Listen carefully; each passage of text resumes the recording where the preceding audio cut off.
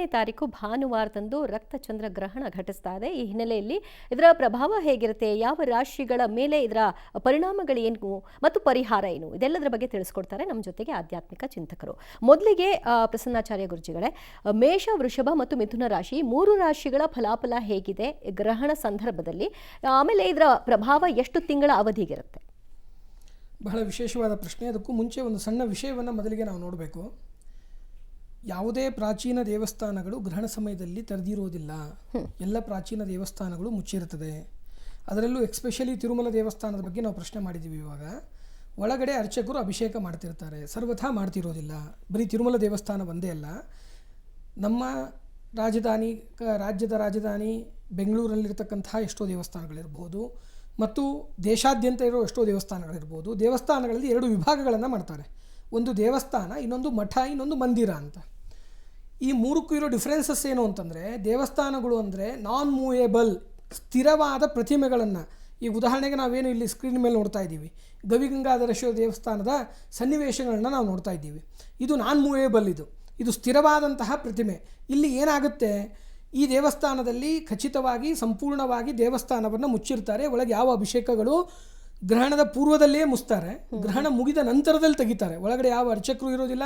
ಒಳಗಡೆ ಪ್ರತಿಮೆಗೆ, ಶಿಲೆಗೆ ಯಾವುದೇ ಪೂಜೆ ಪುನಸ್ಕಾರ ಅಭಿಷೇಕಗಳು ಖಚಿತವಾಗಿ ನಡೀತಾ ಇರೋದಿಲ್ಲ. ಎರಡನೇದಾಗಿ ಮಠಗಳು ಅಂತ ಬರ್ತದೆ. ಮಠಗಳು ಅಂದರೆ ಅಲ್ಲಿ 2 ವಿಧವಾದಂತಹ ಮಠಗಳು, ಅದರಲ್ಲಿ A, B ಅಂತ 2. ಅಂದರೆ ಯಾವ ಗುರುಗಳು ರಾಯರು ಒಂದು ಕ್ಷಣದಲ್ಲಿ, ರಾಯರು ವೃಂದಾವನಸ್ಥರಾಗಿರ್ತಾರೆ, ವೃಂದಾವನದ ಒಳಗಡೆ ಇರ್ತಾರೆ, ಅದನ್ನು ಮಂತ್ರಾಲಯದಲ್ಲೇ ಇರತಕ್ಕಂಥದ್ದನ್ನ ಮೂಲ ಬೃಂದಾವನ ಅಂತ ಕರಿತೀವಿ. ಇನ್ನು ಅದೇ ಬೃಂದಾವನದ ಮೃತ್ತಿಕೆಯನ್ನು ತೆಗೆದುಕೊಂಡು ಬಂದು ಬೇರೆ ಬೇರೆ ಮಠಗಳಲ್ಲಿ ಇಟ್ಟಿರ್ತಾರೆ. ಇಲ್ಲಿ ದೇವಸ್ಥಾನಗಳನ್ನು, ಮಠಗಳನ್ನು ಮುಚ್ಚೋದಿಲ್ಲ, ಅಲ್ಲಿ ಸ್ನಾನ ಇರ್ತದೆ ಅಂತಹವುಗಳಿಗೆ.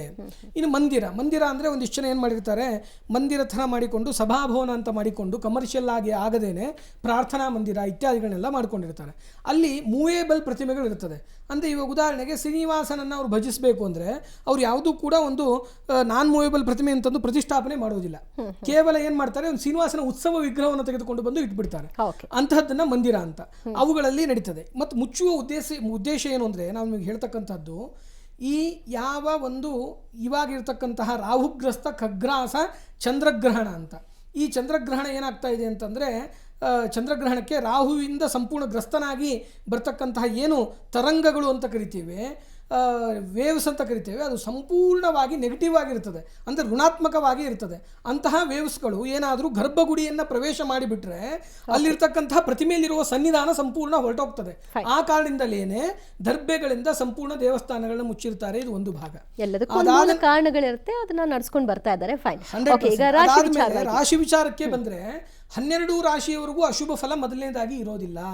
ಅದರಲ್ಲಿ ವಿಭಾಗಗಳನ್ನು ಮಾಡ್ತಾರೆ. ಎಲ್ಲರೂ ಕೂಡ ಒಂದೇ ಸಲ ತೊಂದರೆಗೆ ಒಳಗಾಗ್ಬಿಟ್ರೆ ಮತ್ತೆ ನಮ್ಮ ನಾಡನ್ನು, ಜನಜಗಿತವಾದಂತಹ ಪ್ರಸಂಗವಾದ ಪ್ರಾಕೃತಿಕವಾದಂತಹ ಸನ್ನಿವೇಶಗಳನ್ನು ನಾವು ಅಪ್ಗ್ರೇಡ್ ಮಾಡೋದು ಹೇಗೆ, ಮುಂದಕ್ಕೆ ತರೋದು ಹೇಗೆ, ಅದಕ್ಕೆ ಏನು ಮಾಡ್ತಾರೆ ಅಂದರೆ, ಯಾವುದೇ ಒಂದು ಪ್ರಸಂಗಗಳು ನಡೆದಾಗ 3 ಅಥವಾ 4 ಭಾಗಗಳನ್ನು ಮಾಡಿ ಕೆಲವೊಂದಿಷ್ಟು ಜನರಿಗೆ ಶುಭ ಫಲ, ಕೆಲವೊಂದಿಷ್ಟು ಜನರಿಗೆ ಮಿಶ್ರ ಫಲ, ಕೆಲವೊಂದಿಷ್ಟು ಜನರಿಗೆ ಅಶುಭ ಫಲ ಅಂತ ಕೊಡ್ತಾರೆ.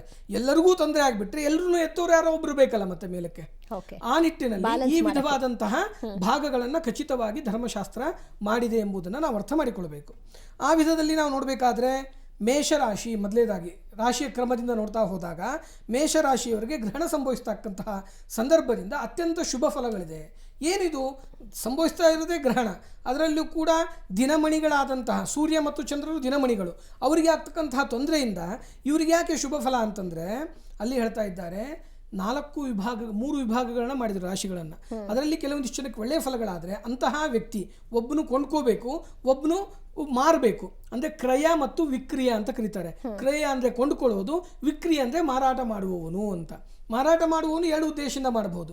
ಒಂದು, ಅವನಿಗೆ ಹೆಚ್ಚಿನ ಲಾಭ ಬರಲಿ ಅಂತ, ಅಥವಾ ಅವನು ತೊಂದರೆಯಲ್ಲಿದ್ದಾನೆ, ಆ ತೊಂದರೆಯಿಂದ ನಿವೃತ್ತನಾಗಲಿ ಎಂಬುದಾಗಿ ಕೂಡ ಅವನು ಮಾರಾಟ ಮಾಡ್ತಾನೆ. ಕೊಂಡುಕೊಳ್ಳುವವನು ಅದು ಹೆಚ್ಚಿನ ಹಣದಿಂದ ಕೊಂಡುಕೊಳ್ತಾನೆ.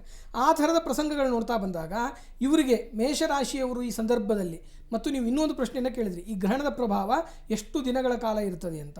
ಅದರಲ್ಲಿ ನಾವು 3-4 ವಿಭಾಗವಾಗಿ ನೋಡಬೇಕಾಗತ್ತೆ.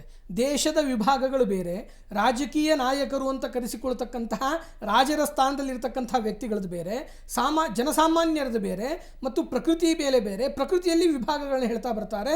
ವಿಶೇಷವಾಗಿ ಈ ಚಂದ್ರಗ್ರಹಣಕ್ಕೆ ನೀರಿನಿಂದ ಅನಾನುಕೂಲಗಳು ಹೆಚ್ಚಿಗೆ ಆಗ್ತಕ್ಕಂತಹ ಸಂಭವಗಳು ಇರ್ತದೆ. ಪ್ರಾಕೃತಿಕವಾಗಿ ಜಲದಿಂದ ನೋಡ್ತಕ್ಕಂಥದ್ದಾದರೆ ಇದು 1.5 ತಿಂಗಳು ಮುಂಚೆ ಪ್ರಾರಂಭವಾಗಿ ಸಂಪನ್ನಗೊಂಡ 1.5 3 ತಿಂಗಳವರೆಗೂ ಕೂಡ ನೀರಿನಿಂದ ತೊಂದರೆಗಳನ್ನು ಭಾರತದಲ್ಲಿ ಸಂಪೂರ್ಣ ಗೋಚಾರವಾಗ್ತಿರೋದ್ರಿಂದ ಭಾರತದ ಕೆಲ ಭಾಗಗಳಲ್ಲಿ ನಾವು ಕಾಣಬೇಕಾಗ್ತದೆ. ಇದು ಒಂದು ಭಾಗ.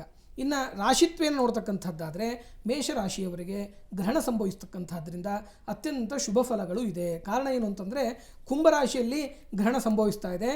ಕುಂಭದಿಂದ ಇದು ಈ ಯಾವ ಮೇಷರಾಶಿ ಅಂತಕ್ಕಂಥದ್ದು 4 ಮತ್ತು 5ನೇ ರಾಶಿ ಅಂತಕ್ಕಂಥದ್ದು ಆಗ್ತಾ ಇದೆ. ಮೇಷರಾಶಿಯವರಿಗೆ ಅತ್ಯಂತ ಶುಭ ಫಲ ಇದೆ ಎಂಬುದಾಗಿ ನಾವು ಅರ್ಥ ಮಾಡಿಕೊಳ್ಳಬೇಕು. ಇಲ್ಲಿವರೆಗೂ ಪೆಂಡಿಂಗ್ ಇರತಕ್ಕಂಥ ಎಲ್ಲ ಪ್ರಸಂಗಗಳು, ಕೆಲಸಗಳು ಕೂಡ ಗ್ರಹಣದ ನಂತರದಲ್ಲಿ ಎಲ್ಲ ಕ್ಲಿಯರೆನ್ಸಿ ಅಂತಕ್ಕಂಥದ್ದು ಅವರಿಗೆ ಸಿಗ್ತಾ ಇದೆ. ವೃಷಭ ರಾಶಿಯವರಿಗೆ ನಾವು ನೋಡ್ತಕ್ಕಂಥದ್ದಾದರೆ ಎರಡನೇದಾಗಿ ಈ ವೃಷಭ ರಾಶಿಯವರಿಗೂ ಕೂಡ ಹಣದ ವಿಷಯದಲ್ಲಿ ಎಕ್ಸ್ಪೆಷಲಿ ವೃಷಭ ರಾಶಿಯಾಧಿಪತಿ ಶುಕ್ರನ ಒಂದು ದಯೆ ಇರಬಹುದು ಮತ್ತು ಗ್ರಹಣ ಸಂಭವಿಸ್ತಕ್ಕಂತಹ ಪ್ರಸಂಗದಿಂದ ಈ ರಾಶಿಯ ಸ್ಥಾನಮಾನಾದಿಗಳನ್ನು ನೋಡಿದಾಗ ಅತ್ಯಂತ ಶುಭ ಫಲ. ಯಾರಾದರೂ ವಧುವರರ ವಿಷಯದಲ್ಲಿ ಕನ್ಯೆ ಮತ್ತು ವರರ ಮಾತುಕತೆಗಳಾಗಿದ್ದರೆ ಅದು ಪೆಂಡಿಂಗಲ್ಲಿದ್ದರೆ ಗ್ರಹಣ ನಂತರದಲ್ಲಿ ಎಲ್ಲವೂ ಕೂಡ ಕ್ಲಿಯರ್ ಆಗ್ತಕ್ಕಂತಹ ಪ್ರಸಂಗಗಳನ್ನು ಇವ್ರ ವಿಷಯದಲ್ಲಿ ಕಾಣಬಹುದು. ಮತ್ತು ಹೆಚ್ಚಿನ ಹೂಡಿಕೆಗಳು, ಯಾರಿಗಾದರೂ ಪ್ರಮೋಷನ್ಸು ಮುಂತಾದವುಗಳು ಪೆಂಡಿಂಗಲ್ಲಿದ್ದರೆ ಅವ್ರಿಗೂ ಕೂಡ ವಿಶೇಷವಾದಂತಹ ಅನುಕೂಲತೆಗಳು ವೃಷಭ ರಾಶಿಯವರಿಗೆಲ್ಲ ಆಗುತ್ತೆ. ಮಿಥುನ ರಾಶಿಯವರಿಗೆ ನಾವು ನೋಡ್ತಕ್ಕಂಥದ್ದಾದರೆ ಒಂದು ಮಿಶ್ರ ಫಲವನ್ನು ನಾವು ಕಾಣ್ತೇವೆ ಇಲ್ಲಿ. ಅಂದರೆ 50-50 ಅಂತ ಕರಿತೇವೆ ಮಿಶ್ರ ಫಲ ಅಂತಂದರೆ. ಅಂದರೆ 50 ಭಾಗ ಒಳಿತಾಗುತ್ತೆ, 50 ಭಾಗ ಕೆಡುಕಾಗುತ್ತೆ. ವಿಶೇಷವಾಗಿ ಕೆಡುಕು ಯಾವ ರೀತಿಯಲ್ಲಿ ಅಂತ ವಿಚಾರ ಮಾಡಿದಾಗ ಏನಾಗ್ತಾ ಇದೆ ಅಂತಂದರೆ ಮಾನಸಿಕವಾಗಿ ಚಂದ್ರ ಮನಸೋಜಾತಃ ಎಂಬುದಾಗಿ ಹೇಳಿದ ನಿಟ್ಟಿನಲ್ಲಿ ಮಿಥುನ ರಾಶಿಯಾಧಿಪತಿ ಬುಧ ಬಂದು ಅವನು ಸರ್ವತಂತ್ರ ಸ್ವತಂತ್ರ ಗ್ರಹ ಅಲ್ಲ, ಅವನು ಬೇರೆ ಗ್ರಹಗಳ ಥರ ಯಾವ ರಾಶಿಯ ಗ್ರಹಗಳ ಜೊತೆ ಸೇರಿಕೊಳ್ತಾನೋ ಆ ರಾಶ್ಯಾಧಿಪತಿಯ ಥರ ಬಿಹೇವ್ ಮಾಡ್ತಿರ್ತಾರೆ. ಆದರೆ ಚಂದ್ರಗ್ರಹಣದ ಪ್ರಭಾವದಿಂದ ಅವರಿಗೆ ಮಾನಸಿಕವಾದಂತಹ ಕಿರಿಕಿರಿಗಳು ಇತ್ಯಾದಿಗಳೆಲ್ಲ ಒಂದು ಬೌದ್ಧಿಕ ಮಾನಸಿಕ ಕಿರಿಕಿರಿಗಳು 50 ಭಾಗದಲ್ಲಿ ಆದರೆ ಇನ್ನು ಉಳಿದ ಕೆಲವೊಂದಿಷ್ಟು ವಿಷಯಗಳಲ್ಲಿ 50 ಭಾಗ ಅನುಕೂಲತೆಗಳೇ ಈ ಯಾವ ಮಿಥುನ ರಾಶಿಗೆ ಆಗ್ತಾ ಇದೆ. ಕರ್ಕಾಟಕ ರಾಶಿಯನ್ನು ನಾವು ನೋಡ್ತಕ್ಕಂಥದ್ದಾದರೆ ಕರ್ಕಾಟಕ ರಾಶಿಯವರು ಅತ್ಯಂತ ಹೆಚ್ಚಿನ ಜಾಗೃತೆಯನ್ನು ವಹಿಸ್ತಕ್ಕಂಥ ರಾಶಿ. ಇಲ್ಲಿ ಒಂದು ಅರ್ಥ ಮಾಡಿಕೊಳ್ಳಬೇಕು, ಅಶುಭ ಫಲ ಅಂದಾಕ್ಷಣದಲ್ಲಿ ಭಯಪಡುವ ಅವಶ್ಯಕತೆ ಇಲ್ಲ. ಹೆಚ್ಚಿನ ಜಾಗೃತಿ ವಹಿಸಿ ನೀವು ಹೆಚ್ಚಿನ ದೊಡ್ಡ ಪ್ರಮಾಣದ ಹೂಡಿಕೆಗಳನ್ನು ಮಾಡಬೇಕು, ಕ್ರಯ ವಿಕ್ರಯಗಳನ್ನು ಮಾಡಬೇಕು. ಅದಲ್ಲದೇನೆ ಯಾರದೋ ಜೊತೆ ಒಂದು ವಿಶಿಷ್ಟವಾದಂತಹ ಒಪ್ಪಂದಗಳನ್ನು ಮಾಡಿಕೊಳ್ಳಬೇಕು, ಸಂಬಂಧವನ್ನು ಬೆಳೆಸಬೇಕು ಅಂದರೆ ಅವರು ಜಾಗೃತಿಯನ್ನು ವಹಿಸಿ ಕನಿಷ್ಠ ಪಕ್ಷ 48 ದಿನದಿಂದ 60 ದಿನಗಳವರೆಗೆ ತಾಳ್ಮೆಯಿಂದ ಇದ್ದು ತದನಂತರದಲ್ಲಿ ಮಾಡಿದರೆ ಕರ್ಕಾಟಕ ರಾಶಿಯವರಿಗೆ ವಿಶೇಷವಾದಂಥ ಅನುಕೂಲತೆಗಳಾಗುತ್ತೆ. ಸ್ಥಾನದಿಂದ ಚ್ಯುತಿಯಾಗ್ತಕ್ಕಂಥದ್ದು, ಯಾರಾದರೂ ಜಾಬ್ ಚೇಂಜ್ ಮಾಡಬೇಕು, ನನಗೆ ಹಳೆಯ ಜಾಬಲ್ಲಿ ಸ್ಯಾಟಿಸ್ಫ್ಯಾಕ್ಷನ್ ಇಲ್ಲ, ಪ್ರಮೋಷನ್ಸ್ ಆಗ್ತಿಲ್ಲ ಅಂದರೆ ಈ ಸಂದರ್ಭದಲ್ಲಿ ಕೆಲಸವನ್ನು ಕಳ್ಕೊಂಡ್ರೆ ಬಹಳ ಬೇಗನೆ ಕೆಲಸವೂ ಕೂಡ ಅವರಿಗೆ ಸಿಗದೇ ಇರತಕ್ಕಂತಹ ಪ್ರಸಂಗಗಳು ಇರ್ತದೆ. ಆ ಕಾರಣದಿಂದಾಗಿ ಮುಂದಿನ ಈ ಗ್ರಹಣ ಸಂಭವಿಸಿದ ಮುಂದಿನ 1.5 3 ತಿಂಗಳುಗಳ ಕಾಲ ಜಾಬ್ ಚೇಂಜ್ ಮಾಡದೇ ಇರತಕ್ಕಂಥದ್ದು ಒಳ್ಳೆಯದು. ಮುಂದಿನ ದಿನದಲ್ಲಿ ಸರಿಯಾಗಿ ನಿಮ್ಮನ್ನು ಗುರುತಿಸಿ ನಿಮಗೆ ಸ್ಥಾನಮಾನಗಳನ್ನು ಮತ್ತು ಬಡ್ತಿ ಅಂತ ಕರಿತೀವಿ, ಪ್ರಮೋಷನ್ಸನ್ನು ಮತ್ತು ಸ್ಯಾಲ್ರಿ ಹೈಕು ಇತ್ಯಾದಿಗಳು ಕೂಡ ಆಟೋಮೆಟಿಕ್ಕಾಗಿ ಅಲ್ಲೇ ಸಿಗುತ್ತೆ. ಅಥವಾ ಬೇರೆದಕ್ಕೆ ನೀವು ಹೋದರೂ ಕೂಡ ಅಲ್ಲಿಯೂ ಕೂಡ ವಿಶಿಷ್ಟವಾದಂಥ ಅನುಕೂಲತೆಗಳು ನಿಮ್ಗೆ ಆಗುತ್ತೆ. Fine, okay.